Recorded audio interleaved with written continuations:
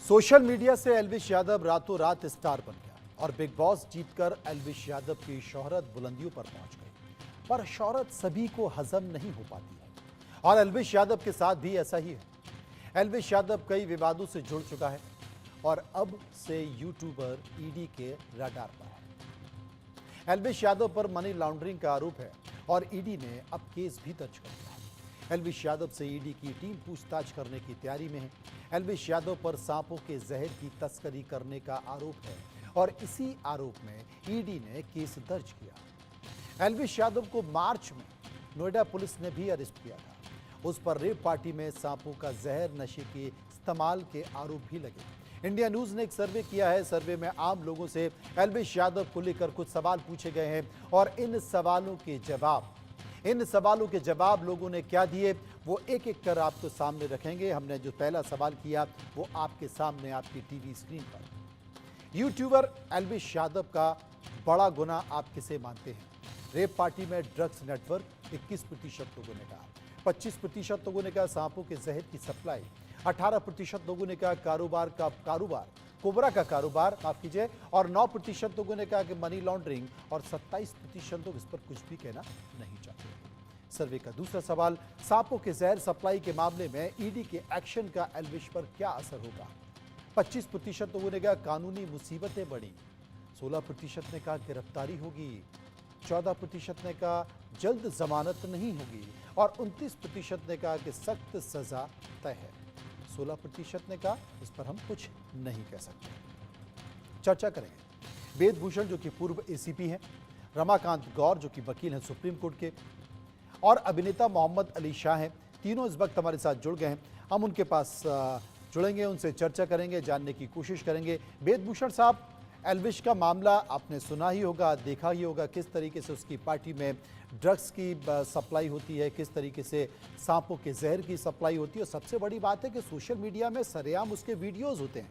Media जब तक नहीं उठाता तब तक पुलिस भी कार्रवाई नहीं करती, लेकिन कार्रवाई अब हो रही है, दबाव में ही सही। अब इस पूरे मामले में ये तमाम गंभीर मामले हैं जिन पर जमानत भी नहीं मिलती है, कई महीनों तक, सालों तक जमानत मिलती है, बावजूद इसके क्या मानते हैं? क्योंकि हम जनता से राय जानना चाहते हैं। राय आपके सामने।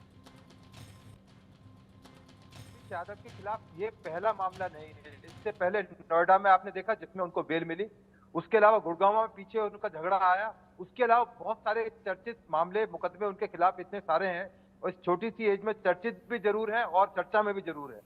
अब जो ईडी का मामला जो उनके खिलाफ बहुत सीरियस एलिगेशन है, ईडी और सीबीआई हिंदुस्तान की प्रीमियर इन्वेस्टिगेटिंग एजेंसी है और आमतौर पे आनन फानन में मुकदमे दर्ज नहीं करती। अब जो मुकदमा जिस पर दर्ज हुआ, जिस पर हम लोग आज चर्चा कर रहे हैं, वो नोएडा में जो मुकदमा हुआ था विष के बारे में, जो सांपों के विष को लेकर चर्चा थी, उसको लेकर उनकी रिपोर्ट के आधार पर ईडी ने मुकदमा दर्ज किया है। जिस तरह से सीबीआई की रिपोर्ट के आधार पर ईडी ने सीएम केजरीवाल के खिलाफ मुकदमा दर्ज किया। अभी इस मुकदमे की पीई के बाद मुकदमा दर्ज किया था, प्रिलिमिनरी इंक्वायरी की गई है, उसके बाद में एफआईआर दर्ज की गई है। इसका मतलब ये निकाला जाए कि उनके खिलाफ बहुत सारे ऐसे एविडेंस है, अकाट्य सबूत होंगे, तब जाकर वो कन्विंस हुए हैं, तब ये मुकदमे की शेप में आया है। अभी जो बातें पब्लिक डोमेन में है, क्योंकि हम लोग चर्चा कर सकते हैं, क्योंकि जो पेपर है इन्वेस्टिगेशन से रिलेटेड वो पब्लिक डोमेन में ना है, ना आ सकते, आने भी नहीं चाहिए अनटिल अनलेस जब तक इस केस की चार्जशीट अदालत के सामने नहीं आएगी, इन्वेस्टिगेशन पूरी नहीं आएगी। तमाम चीजें अभी इन्वेस्टिगेशन का एक सब्जेक्ट है और सीक्रेट चीजें हैं। जी, रमाकांत गौर हमारे साथ मौजूद हैं, वकील हैं सुप्रीम कोर्ट के। रमाकांत जी, आप क्या मानते हैं?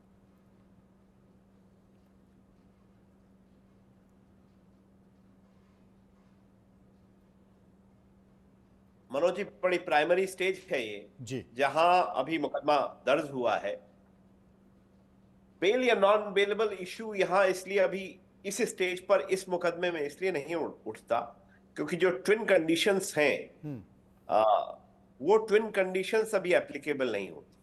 पहली बात ये कि 1 करोड़ रुपए से नीचे का इशू है, तो मॉनेटरी इशू अगर नहीं आता है तो ऐसे परिस्थिति में सेशंस कोर्ट के पास भी पावर्स होती हैं कि उसको बेल दे दी जाए। तो अभी इन्वेस्टिगेशन है, जैसे मेरे प्रिय मित्र ने कहा, वेद भूषण जी ने, कि अभी मामला प्राइमरी स्टेज पर है।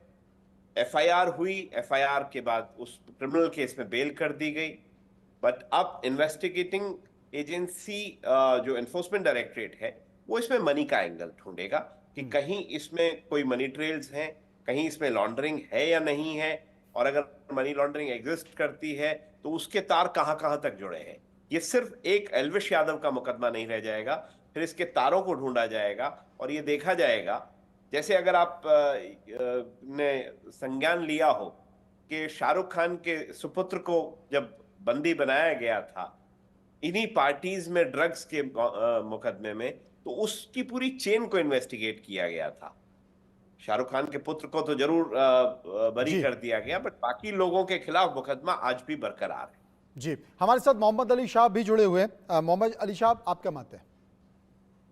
जी देखिए, मेरा ऐसा मानना है कि पहले तो मैं पूरी तरीके से सहमत हूं अपने पिछले दो पैनलिस्ट ने जो सही बोला है बिल्कुल, और मेरे दोस्त एसीपी वेदभूषण साहब ने बिल्कुल अपने पुलिस की कार्रवाई बिल्कुल सटीक तरीके से उन्होंने एनालिसिस दिया है। अच्छा, मैं ऐसा मानता हूं कि हिंदुस्तान में लॉज, कानून सबके लिए एक बराबर है।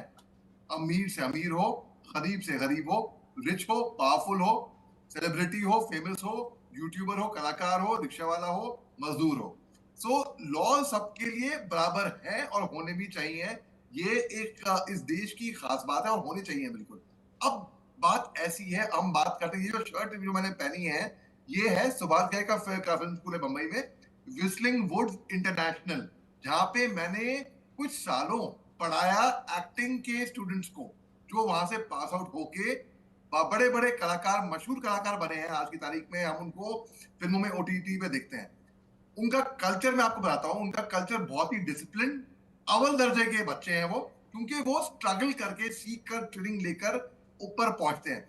जो रातों रात स्टार बन जाते हैं, वो अपनी स्टारडम बहुत लंबा हैंडल नहीं कर पाते। जी, ये बात सही है कि अपनी स्टारडम को संभाल नहीं पाते और बहुत मुश्किल होता है, लेकिन इन सब के बीच कम से कम जांच एजेंसियों को, प्रशासन को भी देखना चाहिए, क्योंकि जिस तरीके से सोशल मीडिया में बहुत सारे फॉलोअर्स हैं, यूथ हैं, बच्चे हैं जो देखते हैं, और अगर इस तरह की चीज़ें सोशल मीडिया में आती हैं तो प्रशासन को, सरकार को, या जो मॉनिटरिंग एजेंसी है उसको भी इस बात का ध्यान रखना चाहिए। रमाकांत जी,